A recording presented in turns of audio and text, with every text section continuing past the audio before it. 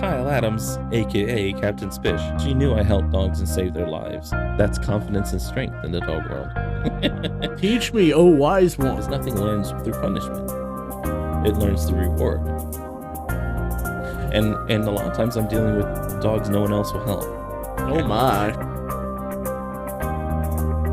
Every dog should have these basic skills. Yeah, I mean, trust seems like the biggest step for any of this. You defeat the energy. You pop that bubble of anxiety. We know you're scared. Here's what you do about your fear. That's true power in the dog world.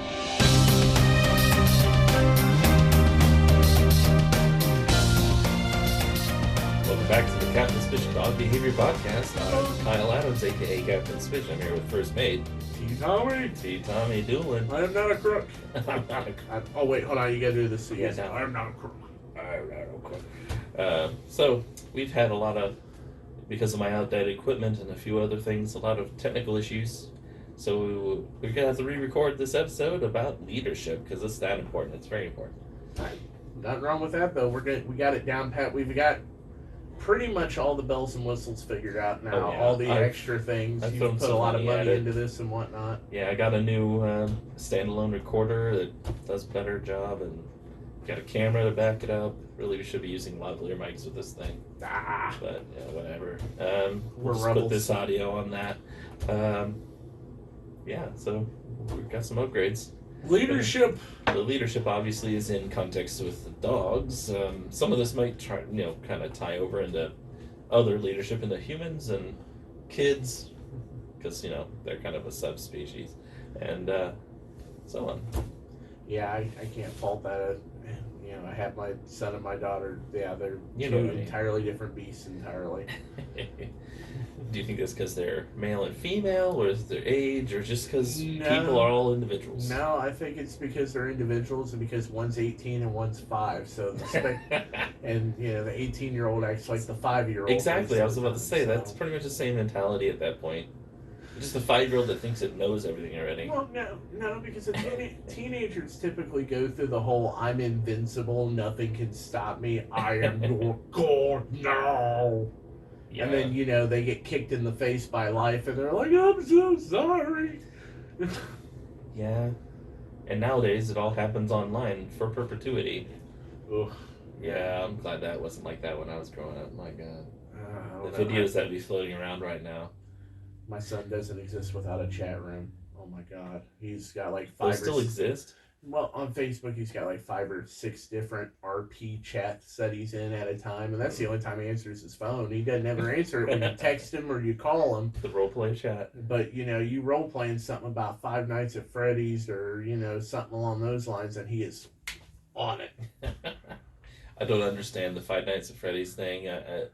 It's kind of like also, I don't understand why anyone plays Minecraft, because it's just so low res. Like, when I was growing up, everyone wanted better graphics and everything to be high bit rate. And now that you can play this 8-bit game, I can say this for a fact. My son got Minecraft, and I'm firmly against it. I'm not doing this crap. One day I told him, I tell you what, son, I will play any game you want me to play with you. And he picked Minecraft. You know what? After that is so soothing and relaxing to be able to do that stuff. I mean, the only issue is the music wants to put you to sleep while you're playing. I do actually understand it, especially if you put it in that context. Because think about, people really love lo-fi music, and something about a not overly produced, overly simulating, overly clear audio. It's actually very therapeutic, and they even use it in schooling now too. It's almost nostalgic for us. It's amazing some of the stuff they do in games now that are used in school, like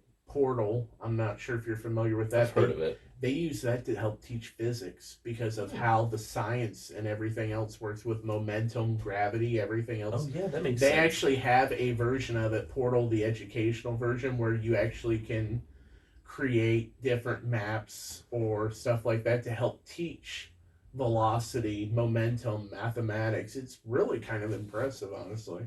Huh. No, it has nothing to do with leadership, but it's, good to throw out there. Yeah, I was thinking that, but that's fine. We did a little side chat. Yeah. Just edit this out. Edit. Cut it out.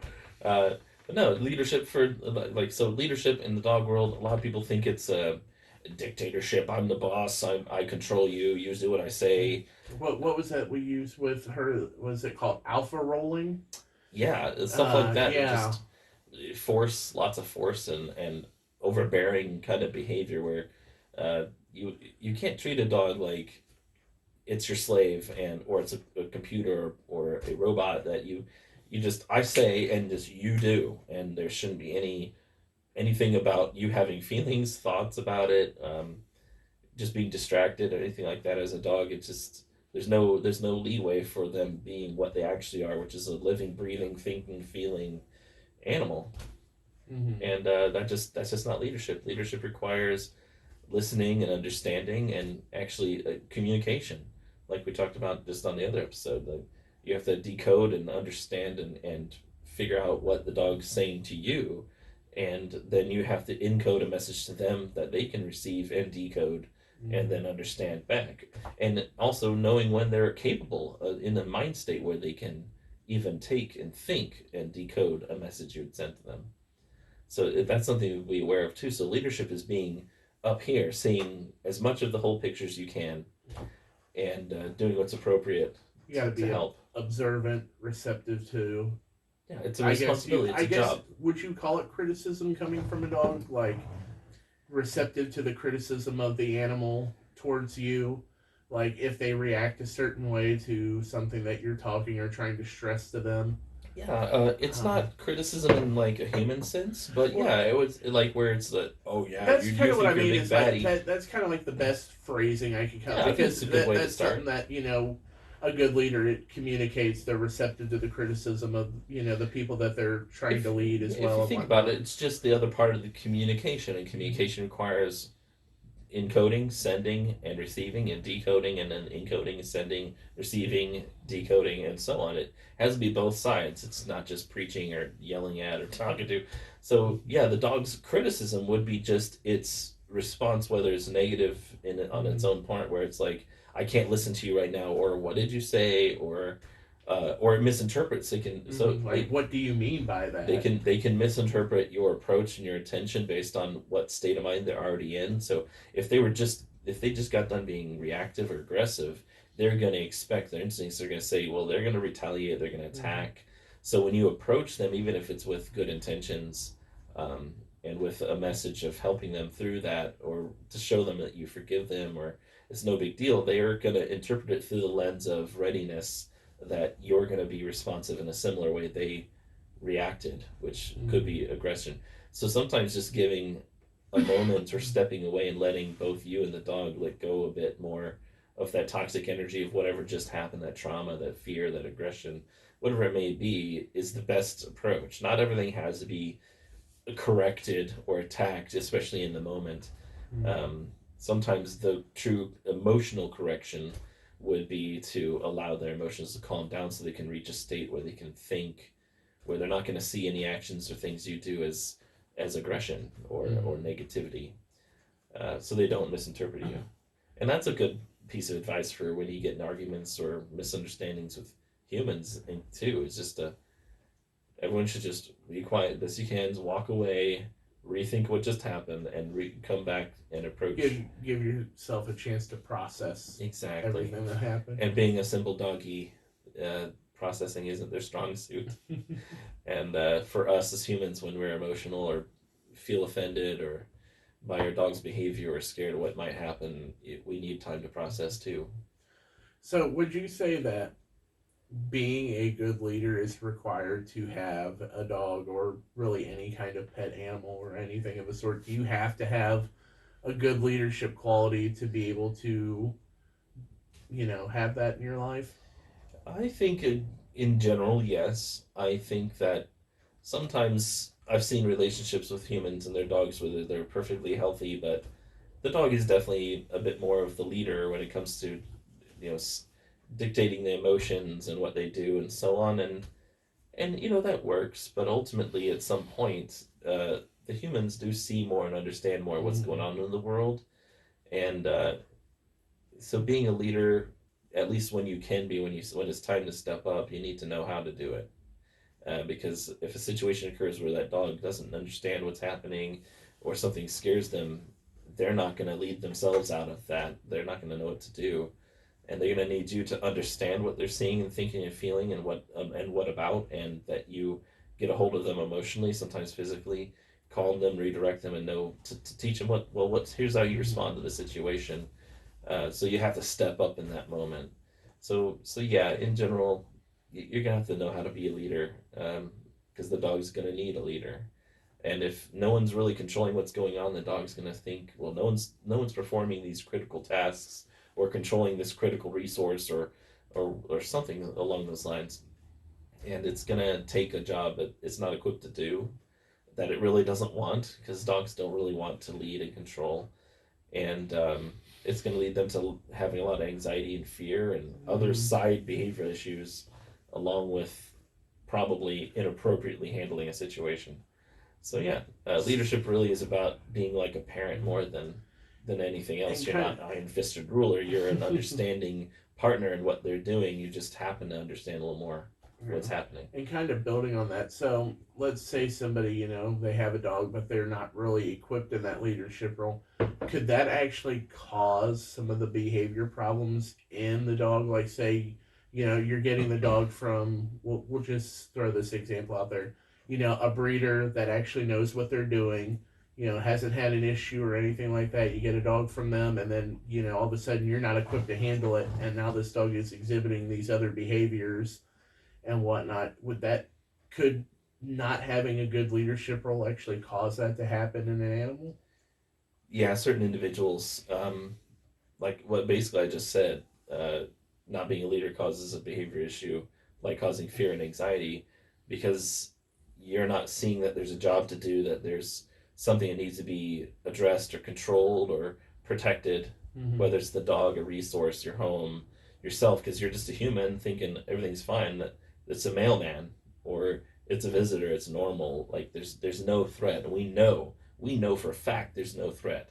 The dog doesn't. The dog just sees it as a possible intruder, and it startled them, it scared them, and you're oblivious to what's happening, which means the dog's like, oh well, they don't even know they're about to die, or that it could be that they're about to die, and someone needs to protect us, so I need to step up, but I don't know what's really going on. I'm not strong enough to deal with this.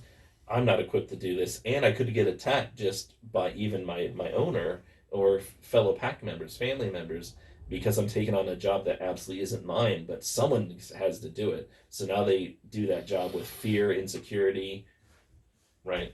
Yeah. No. Same. I'm trying to keep that yawn down. I saw that.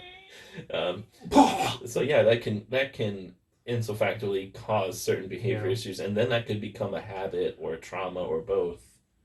Yeah. So. Well, I was gonna say, because we've discussed before about the different, fight, flight, fawn, and all that, and if the dog feels like they got to step in the leadership role, and then that's still gonna kick in regardless. Yeah, because they have a fear, because they know they don't know that what they're doing, and they know that it's not their job to do it, but it's thrust upon them. And it's like if someone throws you in the deep end of a pool and you didn't even know the pool is there. So, oh no, I need to do a thing. What is the thing? Is swimming? Drowning? That's when you doggy paddle. But yeah, definitely, it's just, you have to be the leader. You have to be aware that your dog, either first you have to be aware of what your dog has or has not experienced, and be prepared to cause or get them into a situation that they haven't experienced, and know what it would be like for them to have a good experience, and control the variables best you can to make good experiences where you can, and then know how to deal when it's not such a great experience, so you can kind of salvage the situation, and either remove them from the situation until they calm down, and either the real trigger is gone or it's calmed down, and then reintroduce them to the situation to the point where they're not failing. Either that sometimes is how close they are to something that they're scared of, or how long they're there, distance and duration, and when you see it building and you get that connection with them, say, this is what we do when you start feeling this. You look at me, I see you, and we leave. So you retroactively fix, like, a situation where, like, if they go to a pet store and the dog reacted to them and almost got them, and they reacted back with fear, you can remove them, and even if the dog's there or not, you bring them back to the situation, you see their anxiety rise, you connect with them, you don't get them too close or keep them there too long before they go over that precipice of into Oh, just fear, yeah. and you connect with them, tell them what, sit for me or do something for me, and I understand this place scares you, but you see it's okay, and we leave. If it's too Mm-hmm. much for you, you tell me, we go. That's a true leader. It's just teaching them that they can talk to you, they can tell you, they can say, I've had enough, and that's okay, and you will listen and you'll remove me if it's too much. As opposed to if the No, dog dog, gets, deal with it. yeah, exactly. You're Because it's just the like dog. You can't say what you ha ha do. ha ha ha Or, ha. oh no, I will lose and I won't be as much of a leader if I cave to your feelings and your desires and I your was gonna say, do you think some people animal get needs. kind of like, if they do that, if they relent to that, then the dog might feel like it could walk all over them I have instead? clients all the time worry about either doing the wrong thing and permanently traumatizing their dog, Mm-hmm. avoiding things too much and not actually helping the dog, but they don't know what else to do. And the number one thing that, especially back when Cesar Millan was more popular, they're worried about. Well, doesn't that mean the dog wins if I cave to them, or if I leave the situation, or does that mean I lose? What? I It's not mean, about win or lose. Leaders don't care about if you win or lose. You're not playing a game. What you care about is what your message is and what the results are. well, I think that in any kind of relationship, there's not a win or lose situation. I Not mean, if it's a good at least relationship. I was gonna say, at least to me, because if you take a relationship between two people and whatnot, you're not in there to try and win or try to lose. It's not a competition, The and I only figure the winning or same would losing be you're with. concerned with is you as a couple, as Mm, a whole. yeah, Like, and I feel that would translate to it's the not you care of. competing with someone you love with. Yeah, It's you helping someone you love win. yeah, that I mean, I figure that would translate to the care of any animal, any kind of Any pet, living being, in my opinion, and that has a whatnot. So I brain. mean, yeah, when you deal with your children, when you deal with your pets, when you deal with your spouse, I mean, you're married. How often are you and the wife competing against one another to see who's winning in the Oh well, that relationship? depends on where you're talking about. No, no, it's seriously. All right, you're the captain, but I'm abandoning ship now. I'm out. Don't. Yeah, well, exactly. You don't Mm, even. They're not there to be your enemy. mm. Certainly not your dogs. They have. That's what I love about dogs. There's no ulterior motives. There's no intentional criticization. If that's Criticism. criticism. There you go. Um, there's there really is no intended negativity towards you. There's only pure reaction and instinct and wanting to please you and to love you and be loved by you and be safe with you. Um, and so it's easy to honor that and to not add extra human Anthropomorphic. yes, anthropomorphic. That's why I'm I the first use that mate. word a lot, but my tongue is twisted today. But you No. don't make more, you don't add more human traits to the dog than needed. Use Occam's razor or whatever you want to think of it as. That it's just superfluous. It's unnecessary. It's not true. They're not there to compete with you, win against you, dominate you. Um, that just doesn't happen. That's based on Mm-hmm. an ancient 1970s case study about captive wolves, and it was so criticized. It was not done right. All the results that came from that were That alpha completely mentality that alpha, people are going and that's around what and goes back to the using. alpha role. TikTok. Oh, I'm an alpha male. Exactly. Like, So let's talk about leadership in the human world and how that translates to the dogs, mm-hmm. and how that translates to what I have to deal with sometimes with clients, and about this whole win or lose, or am I the leader or not, or the dog trying to dominate me, should I dominate my dog? um, and that's the thing too. Think about any other relationship you have that's a loving, mutual and respectful relationship. Once again, outside the bedroom, are you trying to dominate your wife or your girlfriend? Hopefully not, otherwise you're a jerk. um, Consensually, maybe. Consent. Consent. It's very important, and there's such a thing as consent, and that's a good leadership skill even in the dog world. They may be a dog, but they still need to accept your leadership, and you can't just force them to do things. Mm-hmm. You shouldn't force them to do things that they're really scared about, or they're telling you, no, I can't, or I don't want to, or I don't understand. I need to be left alone. And then people get bit and they wonder why. Well, you didn't That's listen why. to them. You didn't respect their boundaries, respect their limits. and understand that about them. That's well, you see how leadership will keep on going back to it's about you as the leader. It's about listening. It's about respect. It's about understanding. It's about formulating a proper message.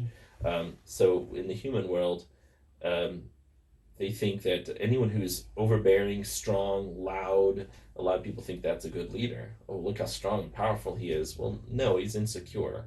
The more a dog or a person acts dominant and says they're dominant and says they're the leader, the more weak and non-leader they really are. Mm-hmm. That's the sign of insecurity and weakness, that they know they're doing a job they're not equipped to do. Sometimes a job they don't really want. They just want all the accolades and the perks and benefits and social benefits Right. of being the alpha or the leader, and they don't even understand or care to understand what that job entails. They want all the power and they don't want any of the responsibility.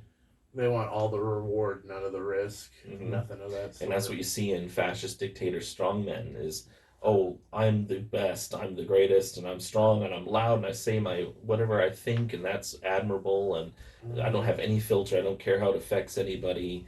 That makes me powerful. It means I'm the alpha. I don't care what you think. And no, that makes you weak. That makes you a jackass, and that leads to Mm-hmm. weakness and Now, vulnerabilities. I know that you said that you've had to educate some folks, on some of your clients as well and whatnot. Is leadership a common factor? Like most of the people you deal with, is there always some kind of lack of leadership or something that they can improve upon that could have maybe avoided the situation or maybe made the situation better? Is it basically? I guess what I'm trying to ask is it a common trouble that you run into during your client visits and whatnot?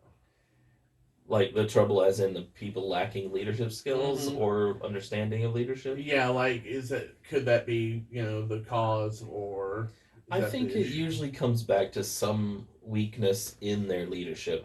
Normally it's not that they don't have leadership. Most people know they have to lead and train their dog and be the one who sets the mind state of the house or the rules and so on. Mm-hmm.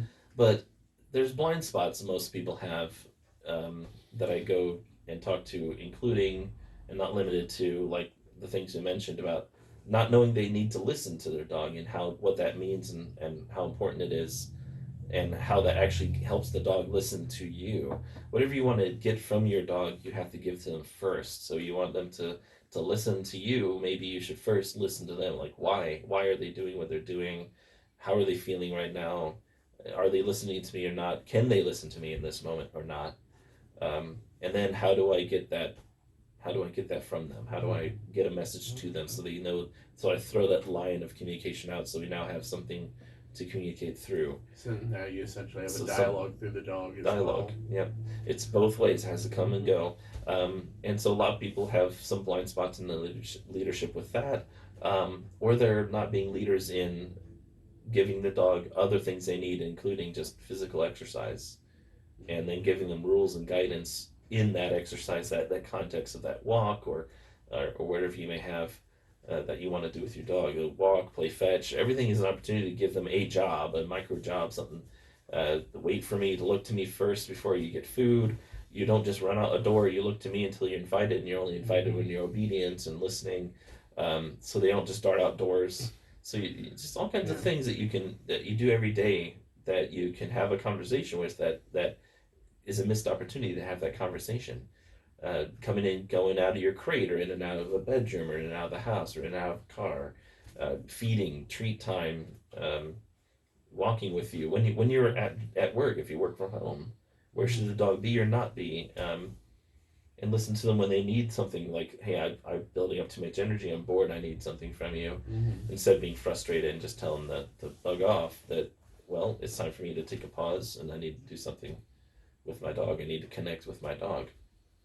So eye contact releases a ton of oxytocin and connection with your dog.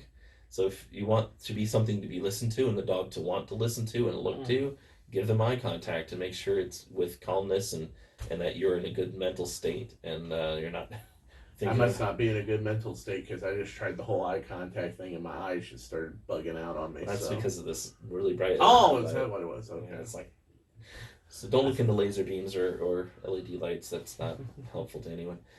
But yeah, it's just you don't want to be a strong man and be try to be dominant. Whenever you say that you're the leader and you're an alpha and you're dominant, it immediately means you're not.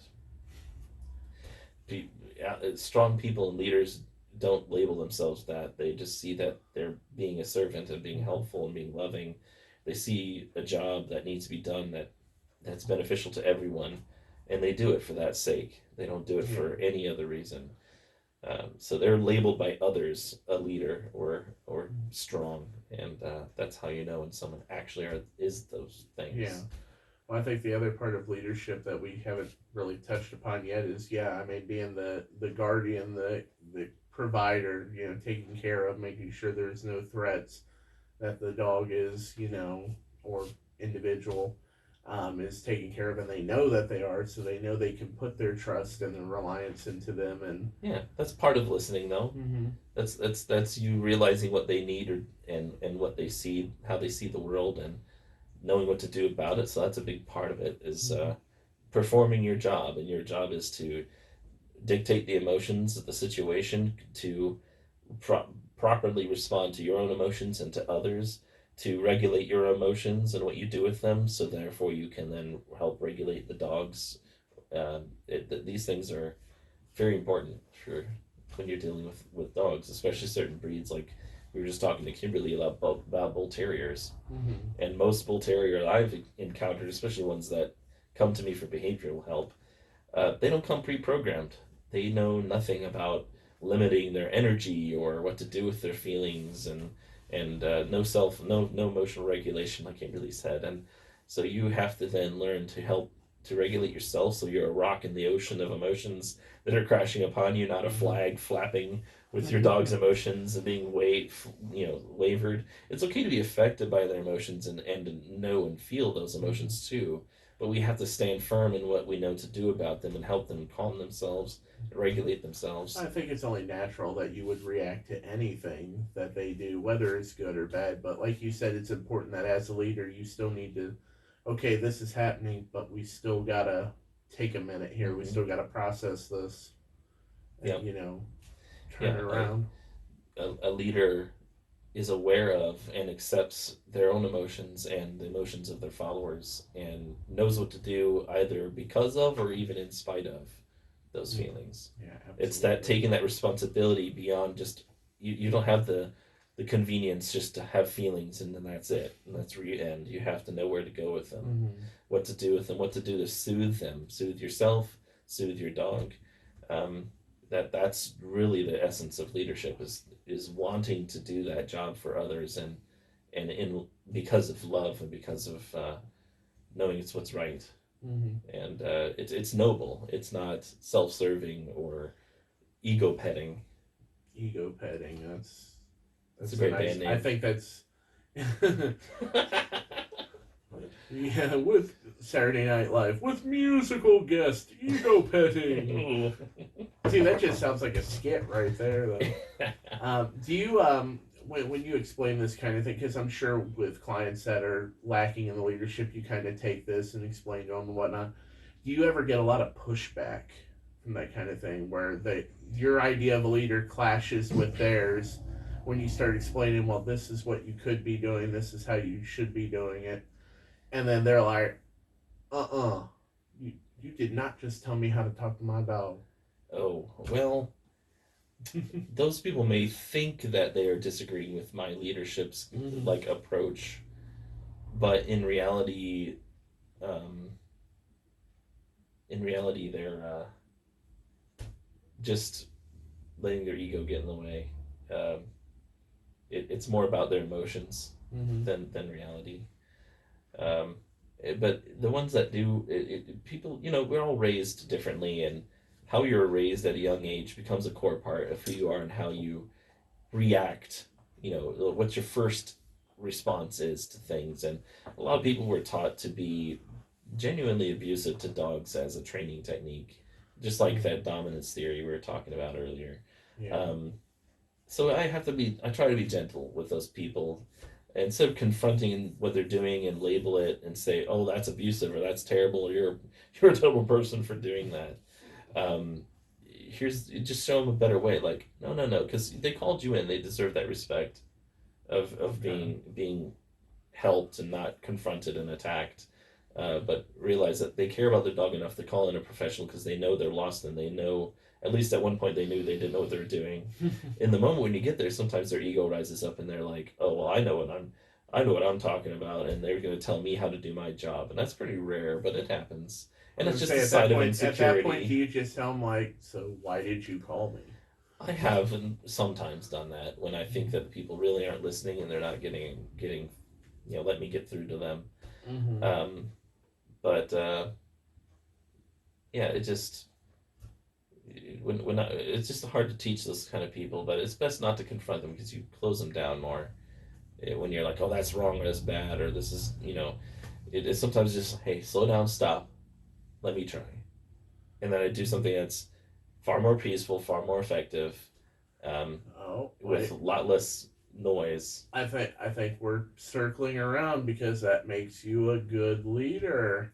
Yep, Because you're because not taking just control of the situation, you have that dialogue going, you have that yep. communication, and A leader leads by example sometimes, what? and I so instead of hardening the dog's heart by being overly corrective, sometimes you have to be gentle and slow. Sometimes Mm-hmm. being quiet and gentle is loud compared to when they're being loud. Sometimes silence can be Yeah, deafening, you know. exactly. When you're contrasting what they're doing, it invites them down. So when they're like, "Oh my God," and they're freaking out, or they're being aggressive, or being too pushy about something, you come in and invite them down and get their attention and bring them to reality. Hey, this is what's actually going on. Here's how I feel about what you're doing. I'm not coming into your world. I'm bringing you into mine. Mm-hmm. So you rise above. You can see it this way too. You're up here seeing what's actually going on, and the dog's right down there, real close to whatever they're upset or worried about. And you invite them to come up and see what's really going on, or you're like, "Hey, I see where the out Give is. them You kind can't of because you're too close. give them a bigger You're making a picture. mountain out of a molehill, Yeah. and I know the way out." So leaders bring themselves out of the situation, even if they're getting pulled into that dog's world or their followers' world of the trouble and the problem. We can stop ourselves and rise above and see the whole picture and where the out is, or at least start getting an idea of where the way is to get out of this trouble and this Right. problem. Yeah. And so when I'm in that situation and they don't know how to lead and they're being assertive or pushy or doing things that you could see as offensive with their dog, I'd rather remind myself they want to know the truth, even if they fight me and act like they know Mm-hmm. better. I'll just show them the better way anyway. And sometimes those people need to be kind of verbally slapped out of it. So sometimes be like, "Hey, you called me in for a reason. I'm the expert. I'm the professional. You at one point when you did call me, you knew you didn't know what you're talking about. I just want you Mm-hmm. to remember that moment and realize that I'm here to help you. I'm not here to judge you. I'm not here to attack you. I'm not here to hurt you. I'm genuinely here to fill in the gaps in your knowledge and Mm-hmm. not say you don't know anything, but to say, yeah, you know a lot. You've been doing a great job. You've come this far and you've hit a wall because like what Kimberly had. Kimberly's very knowledgeable about dog behavior, but at one point she knew she hit walls of her knowledge, and so she did some study and she called in people to help her. Um, it's and that's a good leader too, knowing your weaknesses Mm-hmm. and calling in other resources, filling in your knowledge for the sake of Yeah. others. Not afraid to admit that you need help with a situation Exactly, and and say willing to seek out that help. it's not demeaning to you Mm-hmm. to not at all. It's actually a great strength. It shows true strength and true leadership is to know, hey, I don't know what I'm talking about here. I don't know what's going on. And you admit that to your Mm-hmm. client, to not clients, but to your followers or whoever they are. But you say, but I will find somebody or I Yeah. know somebody. I mean, I think that really, I mean, not just with leadership, but that applies with everything in general. If you ever feel like you need help with something, ask, what because that's what makes everybody better at everything. It's like if you don't understand the situation, you need help. Just ask for it. It's not gonna hurt you. It's not gonna yeah. destroy your reputation. It's And not gonna make you seem. it's okay. You might meet some people that'll attack you over it. Ignore them Mm-hmm. and move on to someone because Absolutely. there's going to be someone that wants to help you and that is equipped to help you. Mm-hmm. or they will, or someone that'll actually be like, hey, I'm right there with you.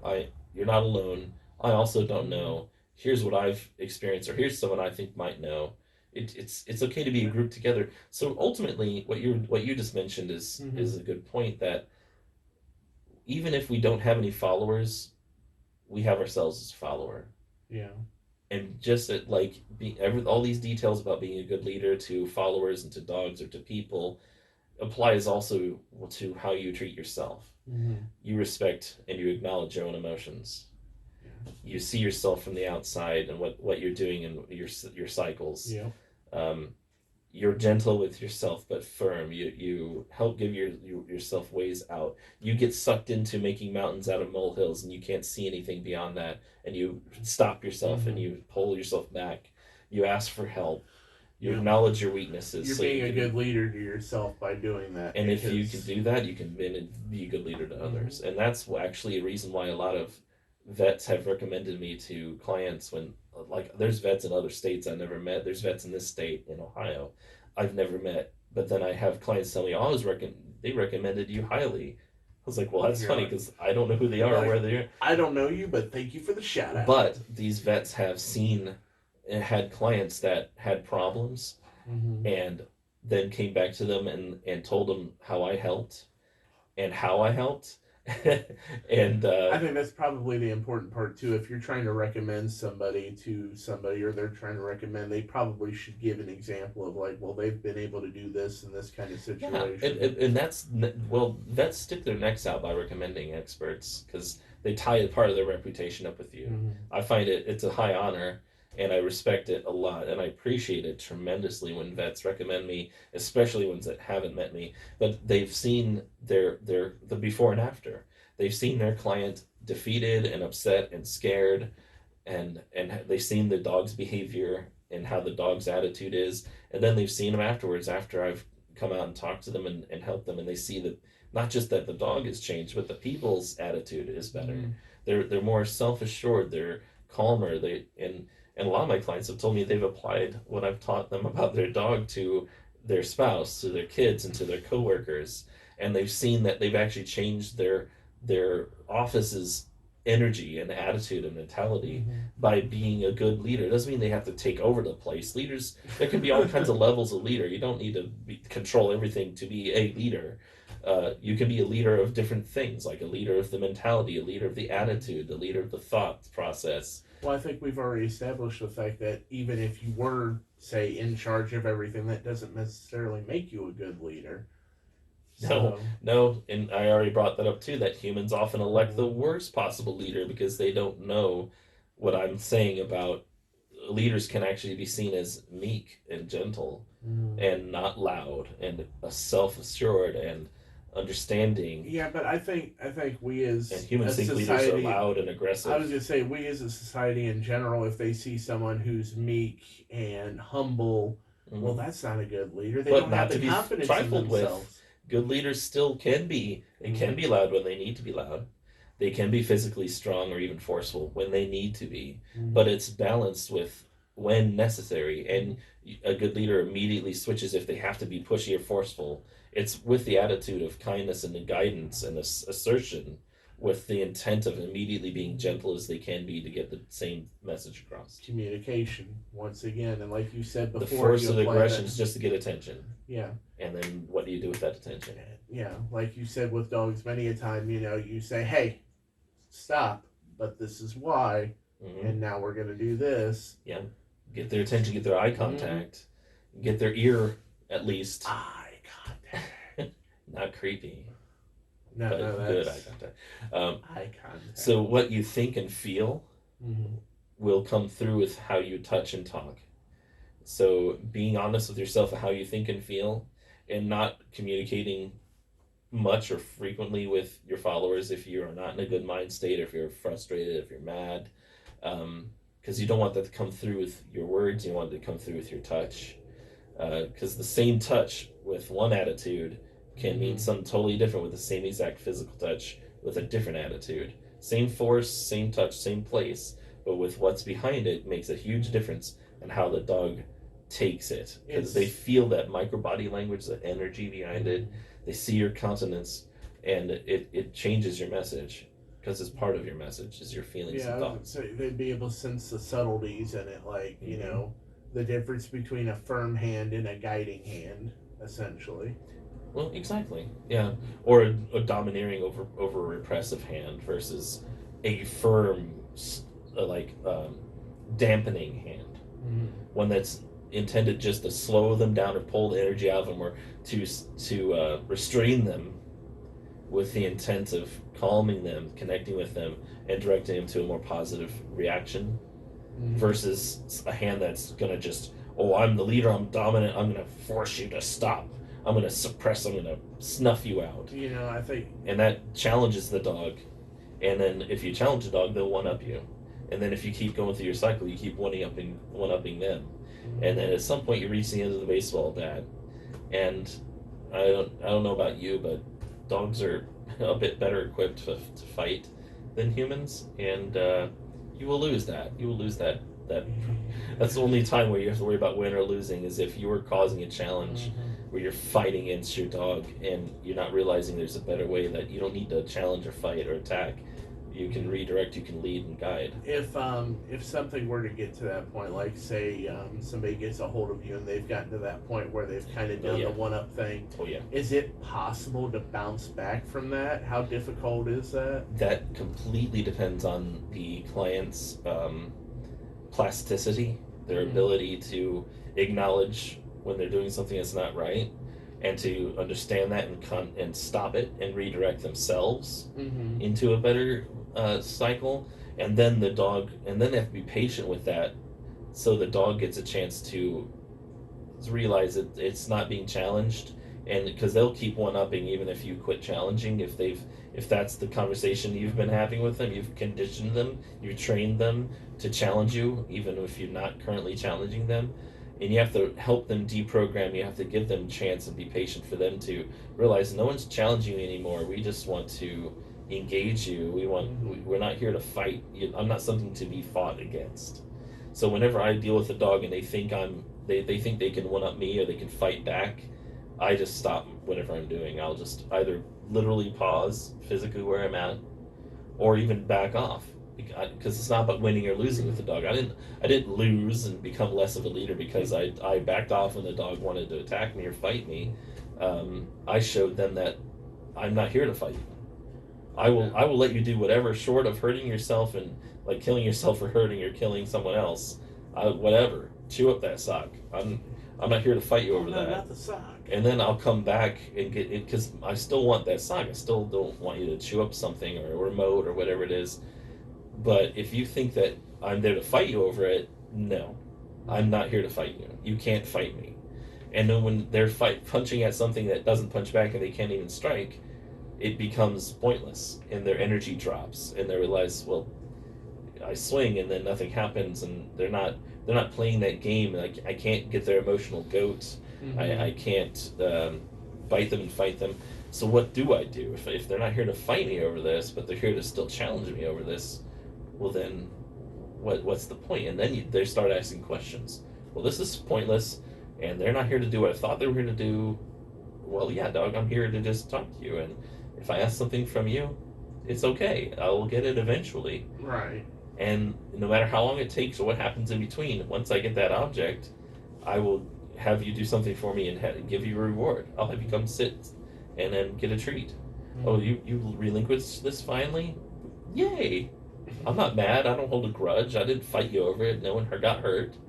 Um, so you get a reward because now I have the sock. When I have the thing, you get rewards. When you have the thing, you get challenged. You burn up a bunch of energy, waste a lot of emotional energy, but no one attacked you and fought you, and there was no good reason for it. And if you lose energy, it's like money to dogs. Yeah. So they're burning all this energy to get almost no reward by having this soccer remote or whatever it is. But if they obeyed sooner, they wasted less energy, and they get the reward, which makes that reward worth more. So it's like, do you want to get paid $20 for an hour of work, or do you want to get paid $20 for 10 hours of work, or Pretty same sure amount most of, of it answer 20 an hour for or the would you work. rather earn 20 for the 1 hour, just playing a video game, or do you want to get paid 20 for 1 hour breaking rocks apart and hauling 100-pound, 300-pound wheelbarrows of gravel from one Yeah, place to the that other. example probably just depends on who you are, but I mean, whatever. Well, The but the most point I people think aren't going to want to exert a lot of energy and force hard labor for an hour versus something that's they enjoy true. for an hour, Yeah, right? And absolutely. that's kind of training in a nutshell. Just make when they do things for you as smooth and easy, but still a little challenging in a fun way Hmm. and rewarding. And whenever they want to do something that's inappropriate or for the moment or that could be destructive or harmful to them, you make that be arduous and take a lot of energy and time. Yeah. And the more you don't spend emotions on being frustrated or mad and you just go through the process and you're calm, they'll see that you're burning very little energy and they're burning a ton of energy. In the end, it's like a game of Monopoly. I'm going to have more money than you, and your reward's going to be devalued, even though you still get one. Hmm. So it just Yeah. use that to your advantage. That's a good. That's how leadership works too. Is being creative and understanding and paying attention to what you represent to your followers. Have you ever had a case where that was probably one of the most difficult things that you could get across? Oh yeah, The whole leadership thing, because they've like. been hardened so much. Yeah, it can be. It's such an encompassing, all encompassing thing. Usually, the leadership idea is something I don't bring up like as a point. Hmm. I bring it up piece by piece, by moment by moment, and then at the end I'll be like, well, that's what being a leader really is. But Right. most of the time, I don't even have to use the words. It's Yeah. not necessary. Sometimes by just bringing up, well, you need to be a leader, it sometimes brings so much connotation and baggage from whatever they thought a leader is that now I have to confront this idea and tear this idea down before I can even give them the truth, like the real idea. Okay. So sometimes just by like showing what a leader is by example, telling them about how to listen to a dog and pay attention and what they represent, how they communicate, and just as a holistic idea that you don't have to then confront a previous idea or a connotation. Hmm. Okay. Just like I don't bring up the word dominance or dominant unless the people are I can tell they're already thinking it or Mm. they've brought it up themselves because I don't want to bring up a monster to fight before I can then give them a lamb. We need to. I just want to circumvent all that and just Right. tell them the truth and the reality and show them it works, and rather than having to tear down something first. No, I think that's really good. I, that's a wonderful way to approach that. In all honesty, I mean, you don't ever want to break out your big guns for something No, well, minute. why waste the energy? Why cause a challenge, a problem where it doesn't need to be? Um, Sometimes it's literally like letting sleeping dogs lie. If they don't know it's about leadership, don't tell them it's about leadership. Just show them, tell them the truth about how to just listen and respect Mm-hmm. their dog and how to formulate messages and how to regulate their own emotions, right? So it just the holistic idea of it rather than having to label it. I mean, would you really say it's holistic though in that sense? Not in a woo woo way. Yeah, I mean, when you said No, that, that was my once first thought again, is so there's a good example. I holistic, bring up a huh? word that has a lot of Exactly. That's why I was like, baggage and as soon as you connotation. said that, I'm just thinking like, No, holistic okay. just means that a all encompassing idea, Hmm. connective ideas together. Because leadership, that's what it is. It includes all these little elements and how they interact and work with each other, and an overarching, arcing, Yeah, I overarching. yeah, idea because it's a story. Um, but yeah, it's just that's pretty much it. But yeah, I do have know-it-alls sometimes. It's very rare and it hasn't happened in a long time. Um, that think they know my job better and think they know what a leader really is, and they think oh they need to be dominant, and yeah, that can be challenging. But I have to be a leader and not Hmm. trigger more problems than I need, and not confront and cause defensiveness, Yeah. and to be respectful of those people's feelings, know that who they really are inside, Hmm. that they're just scared and they know they don't know and they're afraid I'm going to judge them. Who knows how their childhood was if they were listened to and treated like they don't know anything and that they're worthless. I mean, just knowing who you Just are, and I empathy and I know it can be intimidating sometimes speaking to you because I mean you do have that confidence about you and whatnot. Yeah, I and know. the Like captain. me, no. I hear that a lot, And and it's just I've had people like I wouldn't want to meet you in a dark alley, and I just see myself as It's just this very I kind, mean, I wouldn't, but honest. that's because you're short and Like, oh whatnot. my God, it's a It's like, gremlin. I mean, it's like, don't feed it after midnight. It's a leprechaun. Look at its mustache and its beard. But I mean, so it's like, yeah, I can see that because sometimes with the knowledge that you have, it could be a little intimidating and whatnot. But But if people really listen, they'll mm, realize that that's what I mean. I ask questions. I want to have input from other people. Mhm. But I also know I have something to share that can be helpful, and that's what I'm excited about. Yeah. So Well, I mean, from the inside, I'm just being helpful and giving to you knowledge like how I like people to talk to me. Like just fill me up, just talk to me. What do you know? What how do you think? How do you approach this? that's one of the reasons why you started this is to get more of that knowledge out and Yeah, whatnot. So, without having to hear people gripe or say that I'm intimidating. well, we could edit the part out where I said that. No, it's okay. It's a part of how don't have your sometimes. co-host calling you out on. It's like I'm not And I intimidating. think that's sometimes what happens. That's Mm-hmm. probably you probably hit a very important point that sometimes when these people act know-it-all-y or act like they can tell me how to do my job or Yeah. think of it's about dominance and just hold on to these ideas and fight what I have to tell them. It maybe it's because I do come in with Yeah. a true authority and knowledge that makes them feel lesser than or intimidated or Mm-hmm. bullied because that's what people use knowledge I against think it's them. also in how the information is conveyed because I Mm, know some people who inherently talk fast. They get a lot of information out like super mm-hmm. fast, I have to fight that with myself. and if you can't if your brain can't wrap that, like you need them to slow it down, it becomes intimidating. Like whoa, whoa, whoa, whoa, whoa, whoa, whoa, whoa, Yeah, yeah. and whatnot. So just like Um, I do with the dogs, I have to be aware of and try to do for the people, where I gauge how much they take, and that's a big part of this job is not being too pushy or fast, not making the knowledge too haughty or too belittling and low. mm, Meeting the people where they're at, right? That's part of the leadership as well, is making sure that mm. your message is being It conveyed. all comes back to Yeah, leadership. it basically does. It's so yeah, that's something to be definitely aware of. That because that's what I try to do for the dogs is pay attention to how I'm coming across, if they're getting the right message, Yeah. um, being empathetic and respectful of how they may see the world, where they've come from, if they've what type of abuse or um, traumas they've been through. And humans certainly are no different. Where Mm-hmm. that, like I said, how they were raised or what they went through in life, they may have been bullied and talked down to, and so people with a similar attitude or similar confidence as me used it as a weapon, Mm-hmm. and so there's times where fearful dogs. I have clients talk to me on the phone, for instance, like, oh, our dog, they don't like anyone, they're scared of everyone, or the people don't even know it's fear, they think it's just their dog's mean, and they don't realize that fear causes behaviors that look like assertion and Mm-hmm. confidence and meanness when it's actually fear and weakness. And they're like, oh well, they'll probably love you though because they think I'm some magical creature that all dogs love me because I'm I the mean, dog you did say guy. leprechaun. Yeah, leprechaun. Uh, so, I'm the leper speech.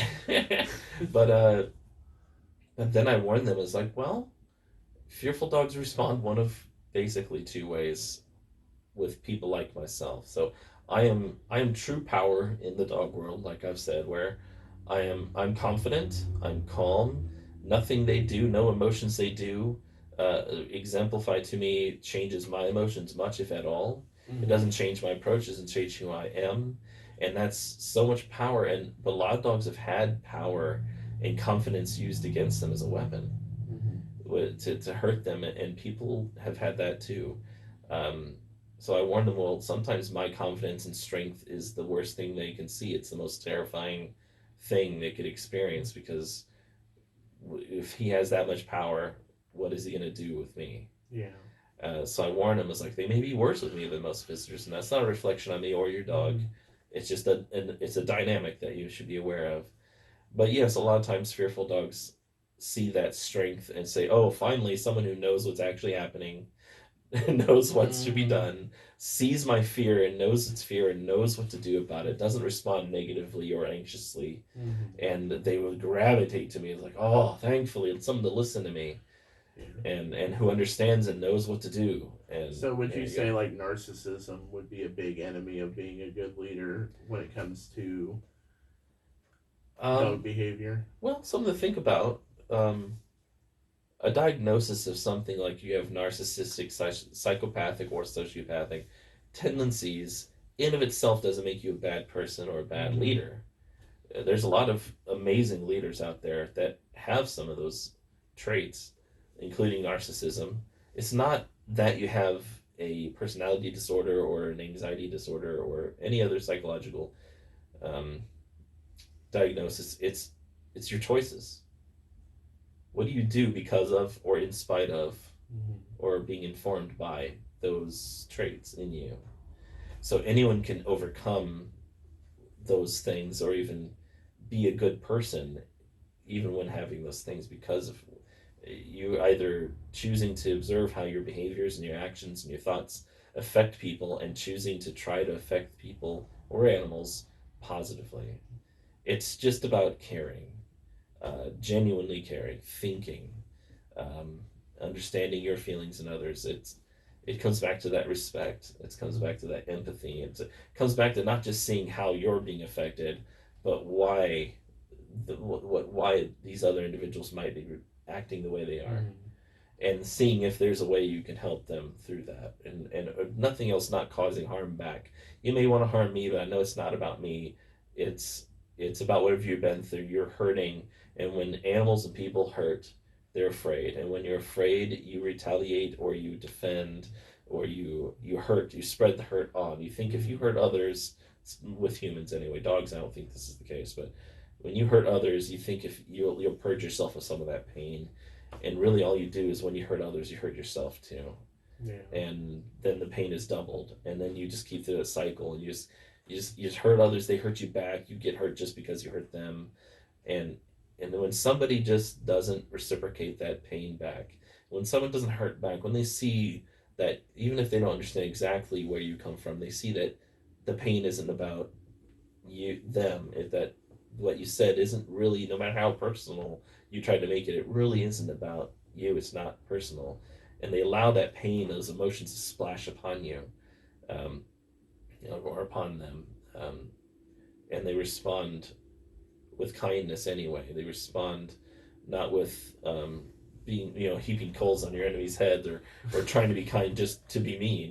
There's people like that too, Yeah. where they're nice to someone who's mean to them because Mm-hmm. they'll make them look like a nice person and it'll make you upset. No, it's not with any kind of ulterior motive, Mm-hmm. just like the dogs. It's for a pure sense of, oh man, you're really hurting. Who did this to you? Right. And Yeah. I'm not one of those people. I'm not going to hurt you back. I'm going to push back. I may defend myself a little, and that's okay. But it's not with the intent of overwhelming you or hurting you back, or retaliating, right? Absolutely. That's discipline. That's emotional discipline. That's self-discipline.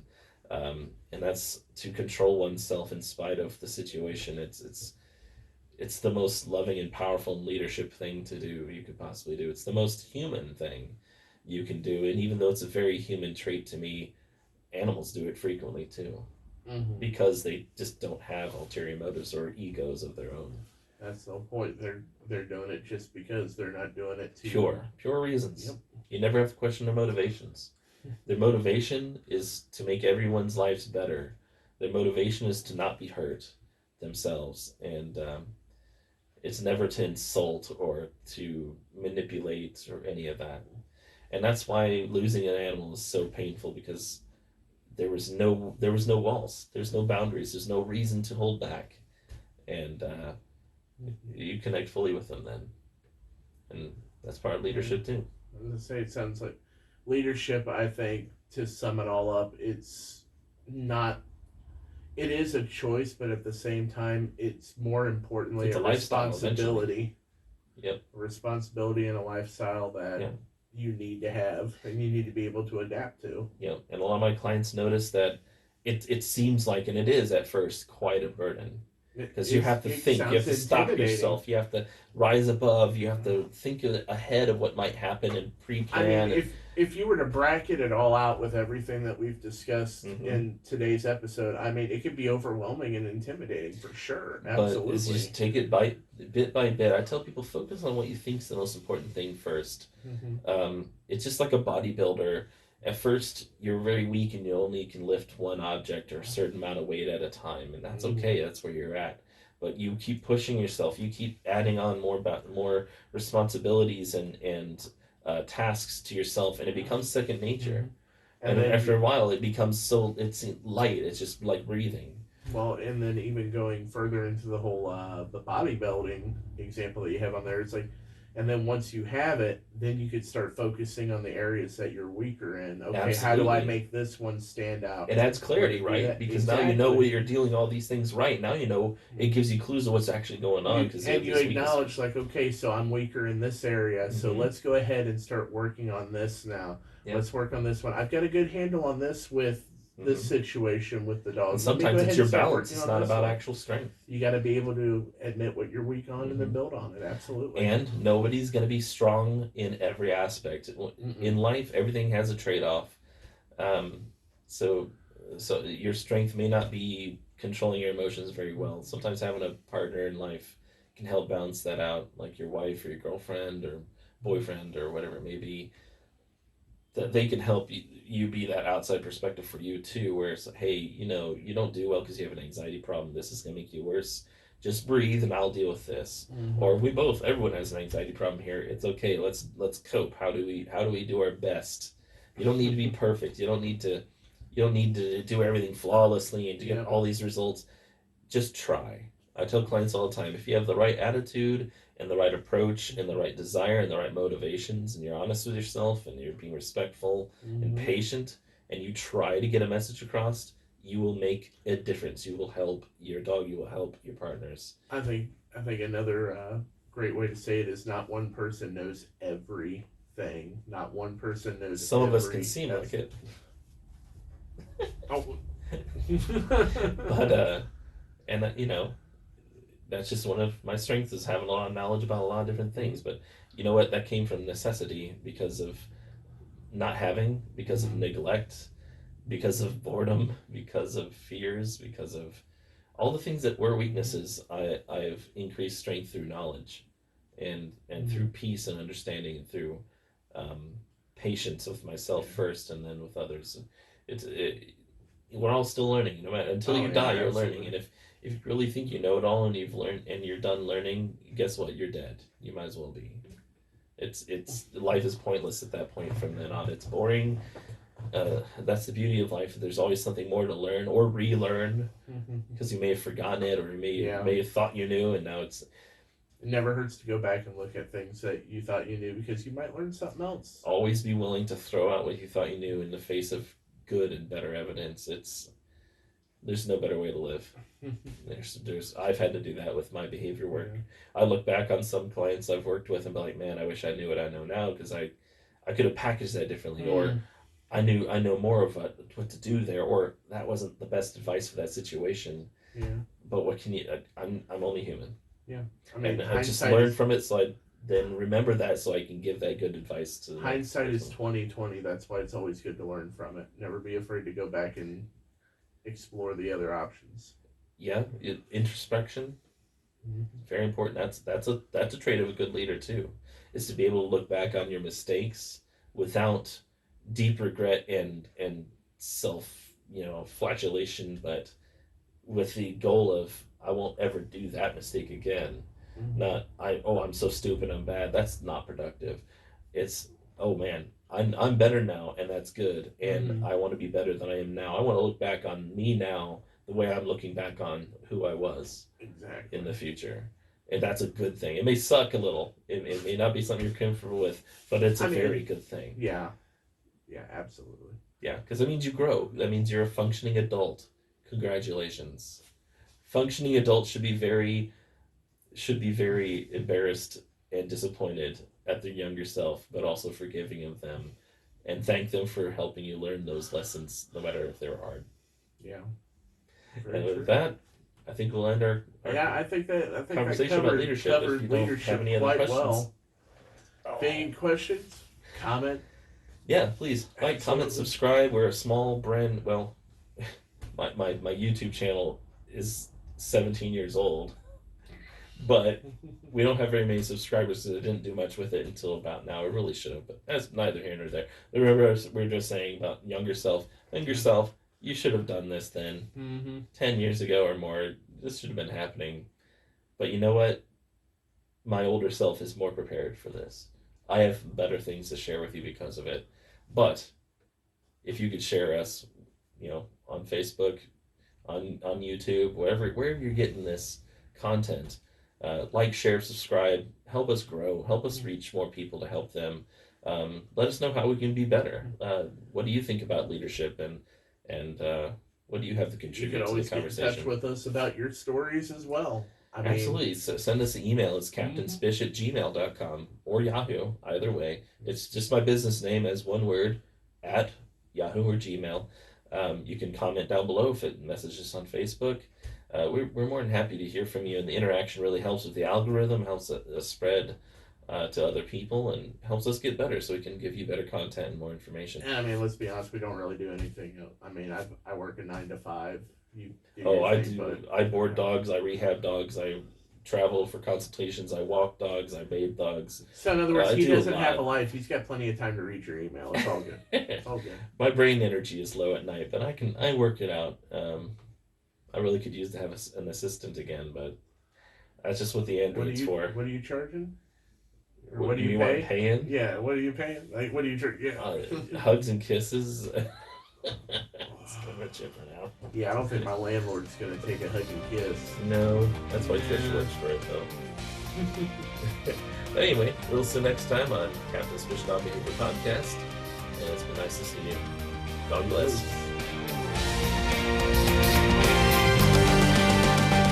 It was unconventional, but it worked. And I never tell clients, just like I never tell the dogs, not to be scared. Unfortunately, dogs don't have the ability to just talk it out with you. See, there's all kinds of different types of bites, but I'll get into that later. What's happened here? How did this start? How can I help you? You reward good behavior and you discourage or redirect bad behavior into good behaviors. Warm talk, anecdotes, stories, get to know me, get to know them. Yeah. What you do or don't do with that dog, how you handle that dog, how you think and feel, and what you do with your thoughts and feelings around that dog. And it's going to be for the rest of that dog's life. You can't just unplug the corgi and plug him back in. I'm gonna be open and honest about it. And that was like watching art